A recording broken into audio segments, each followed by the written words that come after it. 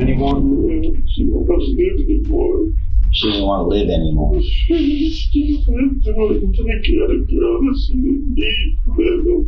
Said she wanted you to kill her?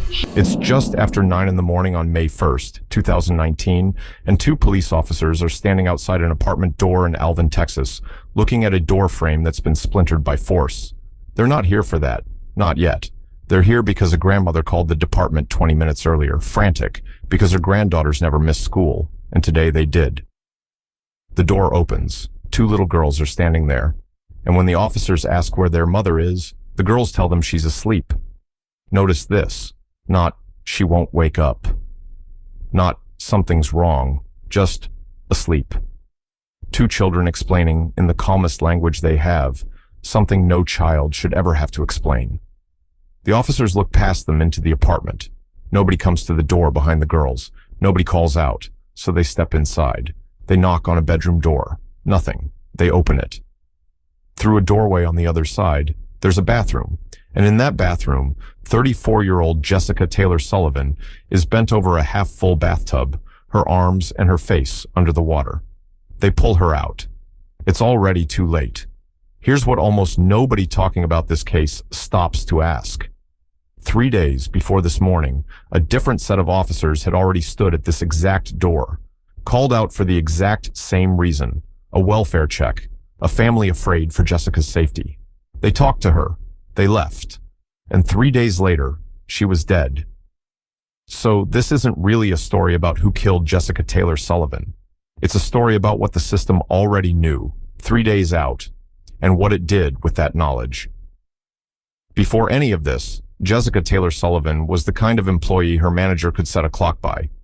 She worked at an Olive Garden in the Houston area, and according to her general manager, Noel Chow, there was one thing you could always count on with Jessica. If she wasn't coming in, she called. Every time, no exceptions. So, on the morning of May 1st, when her 9 a.m. shift started and she wasn't there, and she wasn't answering her phone, Chow didn't think, typical. He thought something was wrong. He said it himself later. The situation felt wrong because that wasn't who she was. That's the kind of detail that doesn't make headlines, but it's the kind that tells you who somebody actually was underneath the case number. A mother of 2 young daughters who never missed a day of school. A woman other people organized their expectations around because she was reliable, because she showed up. Here's the question this case actually leaves you with, and it's not, who did it? That part isn't in dispute. The question is this: how many separate people, a sister, a mother, a restaurant manager, a school receptionist, police officers themselves, looked at pieces of what was happening to Jessica Taylor Sullivan in her final 72 hours, and how much of it actually got connected before it was too late? Because when you lay the record out hour by hour, that's the part that should unsettle you more than the murder itself. I'm going to walk you through exactly what that record shows: the court transcripts, the sister's testimony, the digital trail that broke a man's alibi, on GA Justice Files. Let's go back to April 28th. It's the evening of April 28th, and Jessica's sister, Jacqueline, gets a phone call. Jessica is crying. She and her husband, Brandon Garrett, have gotten into a fight. A bad one. Jessica tells her sister she thinks he's going to kill her. She says Garrett broke down her apartment door after being locked out, and that he strangled her. Jacqueline convinces her to go to the hospital. Jessica does. The next day, April 29th, she's back home. The sisters text back and forth through the day, until the conversation just stops. Then it starts again, and this time, Jessica is telling her sister that Garrett is back at the apartment and that he appears to have a weapon. Jacqueline's calls stop going through. Her texts stop getting answered. So she calls the Alvin Police Department herself and asks for a welfare check. While that call is happening, Jessica's texts start again. She explains she went quiet because she was on the phone with police at the same time. Officers do the check. They talk to Jessica. She tells them what happened the day before, that Garrett broke the door, got inside, and choked her. They offer to help her file for a restraining order. She says she'll think about it. Then she leaves to stay with her mother. Sit with that for a second. This is the friction point almost nobody talks about. 2 days before her death, Jessica Taylor Sullivan had police standing in her apartment, telling her a restraining order was available, and the record shows she didn't take it. Not because she was naive about what had happened, but because, according to her sister's testimony, she was already thinking about something else. An annulment. Moving. Starting over on her own terms, without inviting more chaos into it first. That's not a woman who didn't see the danger. That's a woman trying to exit it quietly. Meanwhile, Garrett is staying across town at a colleague's apartment in North Houston. He spends the night of the 29th there. On the 30th, he tells her he's heading home. He isn't heading home to pack a bag, cell tower, and location data, the kind investigators would only piece together after the fact. Place his phone near Jessica's apartment complex that evening. And then, in the hours before her death, his phone simply stops transmitting. Around midnight, the neighbor below Jessica's unit hears pounding twice. The neighbor next door feels what he later describes as a series of concussions moving through the shared wall. Neither one calls it in. It's an apartment complex at midnight. Noise happens. At 3 a.m., Garrett shows up back at his colleague's apartment. He tells her he's checking into a hospital for his mental health, that he went home first to pack. It's the first time she learns he's married at all. 6 minutes after 3, he starts texting Jessica. He never gets an answer. When police interview him that first time, hours later, he tells them flatly that he wasn't in Alvin at all, that he'd been in Houston the whole time. That denial is the hinge this entire case turns on. Because a Texas Ranger would later pull the location data showing exactly where his phone was and exactly when it went dark. And once you see that gap on a map, "I wasn't there," stops being a defense. It becomes the first thing they'd need to explain away. By morning, Garrett is calling people. He calls the elementary school Jessica's daughters attend, asking the receptionist, Delia Wilson, whether the girls made it in. Because if they had, he reasons out loud to her, he'd know Jessica was okay. He tells Wilson that Jessica had FaceTimed him the night before, that they'd argued, and, almost as an aside, that Jessica had talked about suicide in the past. Wilson finds the whole call strange enough that she tries reaching Jessica herself. Nothing. He calls the Olive Garden 3 times that morning. Is Jessica there? Has anyone heard from her? Notice this. A man who claims he wasn't in Alvin the night before is now the most active person trying to locate his missing wife, placing calls to a school, to a restaurant, laying down a trail of concern before anyone has even found a body. Detective Jay Jackson would later testify to what that trail looked like from the outside. Not a husband growing worried in real time, but a man who already knew, and who was building the record he'd want people to remember. That's the frame worth sitting with here. Panic versus plan. Panic looks like one call, frantic, to the person closest to the situation. What the record shows is different. Methodical outreach to third parties, spaced across a morning, each call planting the same idea. I don't know where she is either. Meanwhile, back at the apartment, the discovery happens exactly the way we opened this video. Jessica's mother, worried after the school calls her about the girl's absence, phones police for a second welfare check. Officers Santucci and Erlevian respond. They notice the same broken door frame from 2 days earlier. The girls answer, Jessica doesn't. The officers go in under what's called the emergency doctrine, the legal principle that lets police enter without a warrant when they reasonably believe someone inside needs help. They find her in the bathtub. The autopsy is where the case stops being about a timeline and starts being about a body. Dr. Aaron Barnhart, the medical examiner, documents trauma to Jessica's upper arm, pressure marks on her abdomen, bruising on her arms and legs, and, critically, hemorrhaging in the muscles of her neck, along with a fracture to her thyroid cartilage.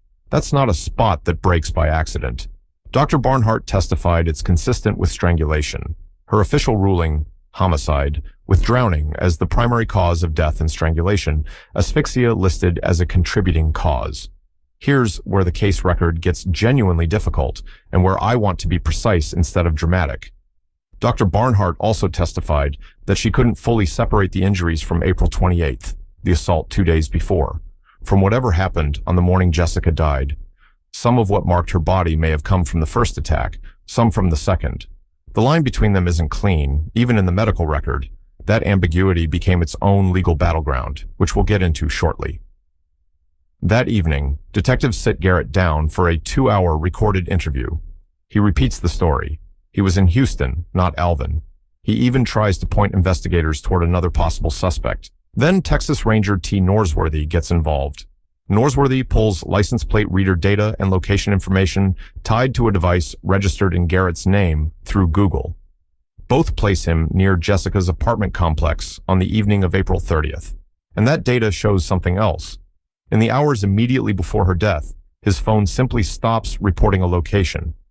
It picks back up again, roughly 45 to 50 miles away. Confronted with that, in a second interview lasting 3 hours, Garrett's story doesn't hold. He admits he was in Alvin. Then he admits he was in the apartment. What follows is a confession that shifts shape multiple times in real time, which is worth walking through carefully, because how it shifted is exactly what the jury had to weigh. In that second interview, Garrett doesn't confess once. He confesses in stages, and each stage tells you something different about how the story was being built in real time. First, he says he blacked out while choking Jessica, that he wasn't even aware of what he was doing. Then, under further questioning, he backs off that. He admits he wasn't blacked out at all. He says he was in a fit of rage.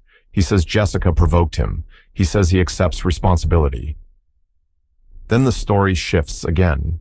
He claims Jessica asked him to kill her, first because, in his telling, she said she couldn't live without him. Then he changes that too. She asked him to finish it, he says, because he'd already started. Rage took over, he tells detectives. He describes her eyes as she was being choked. He says he turned her around, and that's when she fell face first into the bathtub. He tells them there was blood, on the side of the tub, on the floor, from her nose. Here's the frame worth pausing on. Whether Garrett caused Jessica's death was one question. Whether her death was something she asked for, welcomed, or provoked into happening was a completely separate question. And it's one the jury alone got to answer, based on nothing but his word, offered after he'd already been caught lying about being there at all. I want to bring in how courts actually think about a confession like this, because it's more nuanced than he said it, so it's true. A confession introduced at trial isn't automatically believed wholesale. It's evidence the jury weighs against everything else in the record. And in this case, everything else cut hard against the version where Jessica asked for what happened to her. There's the April 28th assault, just 2 days earlier, that she'd already reported to police and disclosed to her sister and mother. There's the fact that she was actively planning to leave him, discussing an annulment, considering relocating. There's the fact that Garrett had already lied, flatly and specifically, about being in Alvin at all, until cell data made the lie impossible to maintain. Ask yourself the question a juror in that room had to sit with. If a man is willing to lie about the most basic fact, where he was, how much weight do you put on the version of events he offers, only after he's cornered by the evidence? The prosecution's answer was clear, and the jury agreed with it. But it's worth being precise about what the law actually did with the April 28th assault, because Garrett's own appeal challenged this directly. His attorneys argued that evidence of the earlier strangling shouldn't have been allowed into the murder trial at all, that it was a separate, extraneous offense, prejudicial rather than relevant. The appellate court rejected that argument, and its reasoning tells you exactly how the earlier assault functioned as evidence, not just as background.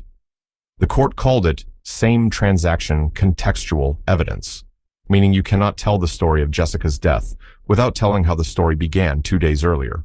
It explained why Garrett was no longer living in the apartment.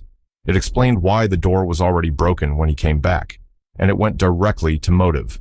Jessica was already telling her sister and mother she planned to leave him because of what he'd done on the 28th. In other words, the assault wasn't treated as a separate bad act loosely connected to the murder. Legally, it was folded into the same continuous transaction, one event that explains the next. The trial itself lasted nearly 3 days, and what stands out, reading through the record, is what the defense didn't do. Garrett's attorneys, Beverly Dedrick and Carla Post, called no witnesses. None. Garrett himself declined to testify, in a case built on a shifting multi-stage confession, on cell data that contradicted his own statements, on a sister's testimony about a phone call 3 days before the murder. The defense strategy wasn't to offer an alternate story. It was to challenge whether the state's story should have been allowed in the courtroom at all. That's not nothing, and it's worth being fair to what they actually argued, rather than what people assume they argued. Their objections were legal, not factual. They tried to suppress his first police interview, arguing the officers in the room hadn't formally identified themselves on the recording. They tried to keep out any mention of the April 28th assault, arguing it was prejudicial and separate from the murder charge. They challenged whether police had the right to search the apartment and photograph the scene before a warrant was formally issued.